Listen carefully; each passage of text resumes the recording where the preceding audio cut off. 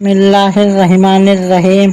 ज़माना की कितने किस्में हैं हजरात मोहतरम। सबसे पहले यह समाअत फरमाएं कि हिंदू धर्म अनुसार काल यानी ज़माना को 4 भागों में बांटा गया है। पहला युग सतयुग है, इसे कृत भी कहते हैं। यह 17,18,000 साल लंबा है। सतयुग को सच्चाई का युग कहते हैं। हिंदू धर्म अनुसार इस युग में किसी प्रकार की कोई चिंता न थी और न कोई दुख था।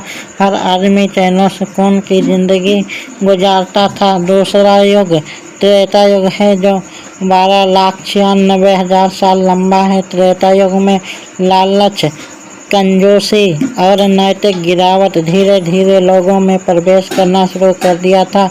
तीसरा युग द्वापर युग है। यह 8,62,000 साल लंबा द्वापर युग। इस युग में उपद्रव और गैर इत्मीनानी बदअमनी प्रभावशाली हो गए थे। आखिरी युग कलयुग है। यह 4,23,000 साल लंबा है। कल का अर्थ काला, यानी इस युग में बुराई, बेइत्मीनानी, फसाद और जलालत व गुमराही का बोलबाला होगा।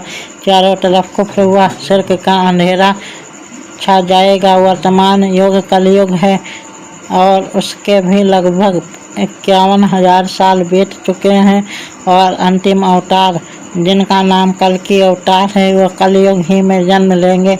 भागवत पुराण का एक श्लोक मुलाहिजा फरमाएं। इत्थम करौ गतपराय जनेश खरधर्मनि धर्म तरानाय सत्वेन भगवान व तरस्यति।